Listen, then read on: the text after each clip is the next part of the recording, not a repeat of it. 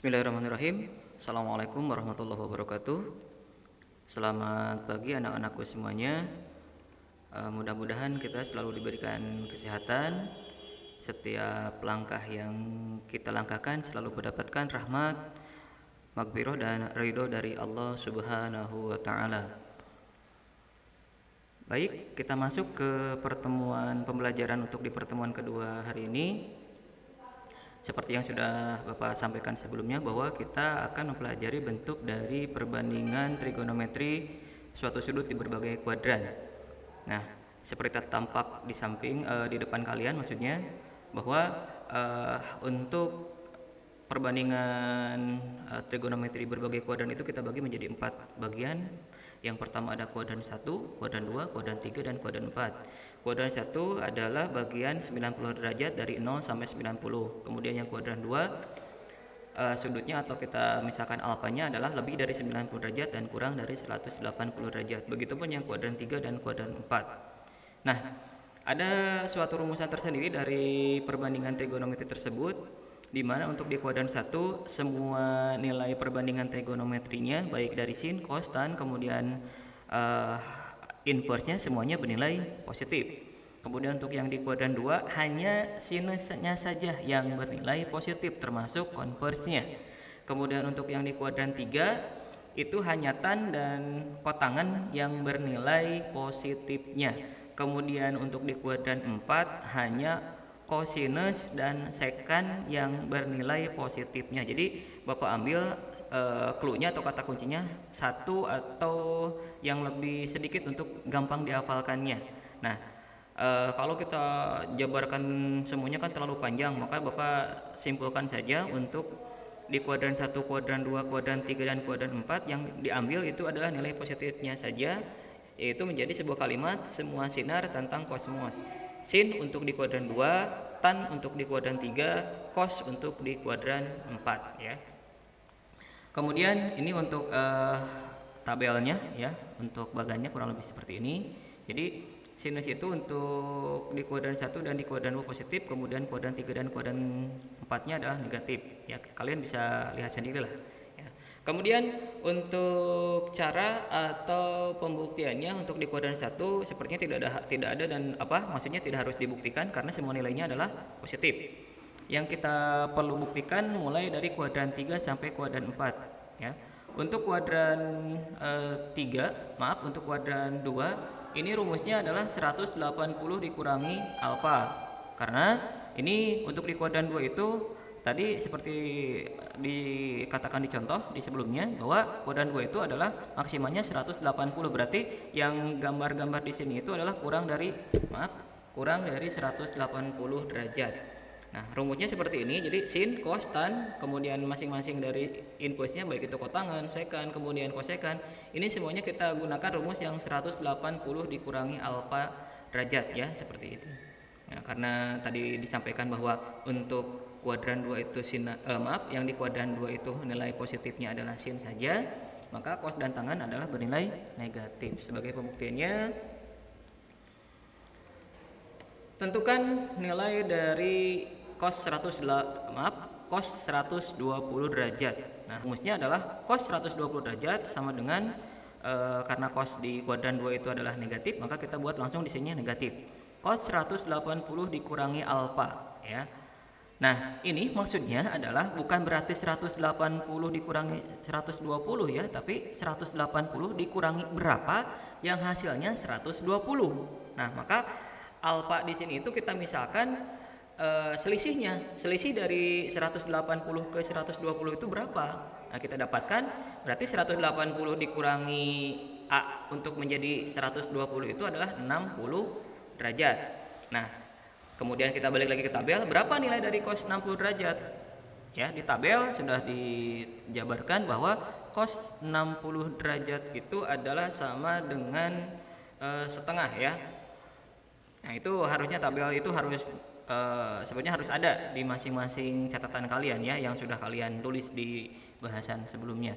Maka kita dapatkan bahwa cos 120 derajat itu nilainya adalah sama dengan negatif setengah. Itu untuk contoh pembuktian dari kuadran 2. Kemudian untuk yang kuadran 3 itu kan setelah kuadran 2, di mana nilai sudut sudut alfanya itu lebih dari 180 dan kurang dari 270 derajat. Nah, rumusnya sudah ada di sini. Jadi kalau yang tadi supaya lebih efektif cara menghafalkannya untuk kuadran 2 mas 180 kurang alfa, kalau untuk di kuadran 3 itu berarti lebihnya lebih dari 180, maka kalau lebih ditambah ya, seperti itu. Nah, cara pembuktiannya atau contoh pembuktiannya adalah tentukan nilai dari tan 225 derajat.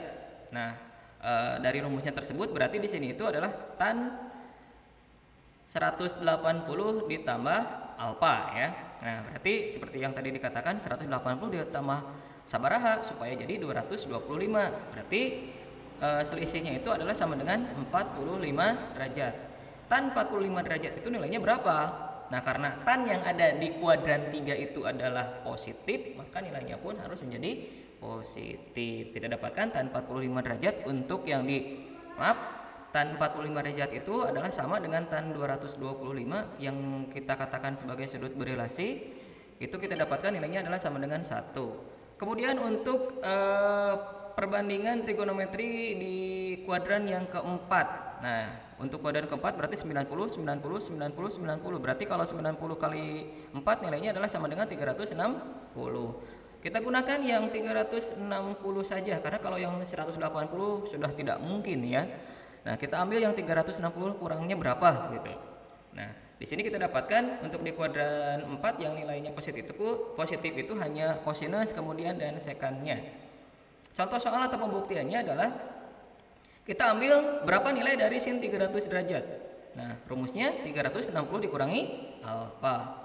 Nah, di sini karena sin yang ada di kuadran 4 itu adalah negatif, maka kita buat menjadi keterangannya negatif juga di sininya ya. Kemudian selanjutnya 360 dikurangi berapa? Nah, jadi bahasa alfa itu kalau dikalimatkan dikurangi berapa supaya menjadi 300. So, 360 dikurangi sabaraha jadi 300, itu ibarat kata 360 dikurangi 300. Berapa nilainya? Nilainya ternyata 60 derajat. Kemudian kalau kita balikan ke tabel, berapa sih nilai dari sin 60 derajat itu? Nilainya adalah sama dengan 1/2 atau setengah akar 3. Karena sinnya di sini itu adalah negatif, maka kita dapatkan sin 300 derajat untuk yang ada di kuadran 4 itu nilainya adalah negatif setengah akar 3 ya. Kurang lebih seperti itu. Oke, ada pertanyaan dulu atau mudah-mudahan paham ya sampai pemahaman di sini. Intinya untuk di berbagai kuadran itu ada kuadran 1, kuadran 2, kuadran 3, kuadran 4. Kuadran 1 semuanya positif, kuadran 2 yang nilainya positif hanya sin, kemudian di kuadran 3 itu adalah tangen, kemudian di kuadran 4 itu ada kosinus ya, seperti itu. Nah, kemudian untuk contoh soal selanjutnya. Mungkin hubungannya dengan relasi yang tadi ya. Jika diketahui kosinus alfa itu nilainya adalah negatif 24/25. Nah, kita di soal itu dikasih keterangan bahwa posisi dari kosinus tersebut itu adanya di kuadran 3. Kalau kuadran 3 itu berarti posisinya lebih dari 180 derajat dan kurang dari 220 derajat. Pertanyaannya adalah hitunglah sin dan tangennya. Oke, kita jabarkan pembuktiannya, kita buat menjadi gambarnya terlebih dahulu supaya lebih efektif. Nah, si alfanya berada di posisi kuadran 3 ya. Nah, karena kosinus itu adalah perbandingannya cos sami, berarti samping per miring. Samping per miring, berarti yang 24 itu kita misalkan sebagai sisi samping ya. Nah, berarti samping dari sudut tersebut adalah 24. Kok negatif, Pak? Karena sumbu X yang ada di sebelah kiri itu nilainya adalah negatif. Kemudian yang 25 itu kan tadi miringnya, kita simpan di sini. Nah, kurang lebih seperti itu kalau kita buat menjadi sebuah gambarnya. Nah, setelah itu bagaimana, Pak? Nah, balik lagi ke rumus yang awal. Bahwa rumus awal itu X kuadrat ditambah Y kuadrat sama dengan R kuadrat. Ini adalah rumus Pythagoras yang kita buktikan dalam sebuah sumbu simetri ya. Di mana X-nya tersebut kita tahu nilainya adalah sama dengan negatif 24, kemudian R-nya adalah sama dengan 25 yang di sini, mohon maaf. Nah, Kemudian Y kuadrat sama dengan 49. Kok 49 sih Pak gitu kan? Karena kan X-nya kita belum tahu ya. Dengan keterangan kalau kita jabarkan kurang lebih menjadi sama dengan 49. Maka Y-nya sama dengan plus minus atau kurang lebih ya 7, karena bisa jadi positif, bisa jadi negatif tergantung dari posisi Y-nya tersebut ya. Karena Y berada di kuadran 3, maka Y-nya sama dengan negatif 7. Nah, Y itu kan seperti yang ada di sini nih ya. Kalau Y yang ada di bawah itu kan nilainya adalah negatif. Kemudian kita masukkan, yang kita tanyakan kan sin alfa ya. Sin alfa itu rumusnya adalah Y per R. Y-nya berapa tadi? Y-nya adalah negatif, berarti negatif 7. R-nya berapa? 25, maka negatif 7 per 25 untuk keterangan sinnya. Kemudian untuk keterangan tangannya adalah Y per X ya, tan. Y per X berarti tan itu kan depan per samping, depannya Y, sampingnya adalah X, yaitu nilainya negatif 7 yang dibagi negatif 24. Karena dua-duanya negatif, kita ubah menjadi positif, maka kita dapatkan tannya adalah sama dengan 7 per 24. Nah itu untuk contoh-contoh soal dari kuadran 1, kuadran 2, kuadran 3, dan kuadran 4, kemudian aplikasi soal dari berbagai kuadran tersebut. Nah sekarang kita masuk ke latihan soal. Pertanyaannya adalah tentukan nilai dari yang pertama sin 225 derajat, yang kedua tan 330 derajat, dan yang ketiga adalah cos 150 derajat. Bagaimana caranya Pak? Yang tadi sudah kita bahas. Kemudian untuk yang nomor 2 ya. Jika diketahui tan alfanya adalah sama dengan negatif 5 per 12, posisi berada di kuadran 4. Pertanyaannya adalah hitunglah sin alfa dan cos alfanya. Nah, itu untuk latihan soal di minggu yang sekarang. Silakan kalian coba kerjakan dengan kemampuan terbaik kalian. Dari beberapa bahasan juga tadi sudah kita bahas seperti itu. Dan mudah-mudahan apa yang Bapak sampaikan dari awal sampai akhir mudah-mudahan kalian bisa memahaminya dengan baik. Kalau ada pertanyaan boleh nanti isi di kolom komentar yang ada di classroom-nya masing-masing. Kalau misalnya masih belum paham juga, boleh kalian bertanya langsung via WA Japri Bapak ya, seperti itu. Baik, itu saja dari Bapak untuk pertemuan hari ini. Mohon maaf apabila ada kesalahan.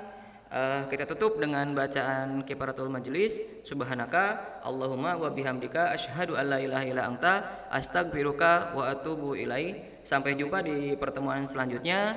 Matematika asik, jangan dibuat panik. Terima kasih. Assalamualaikum warahmatullahi wabarakatuh.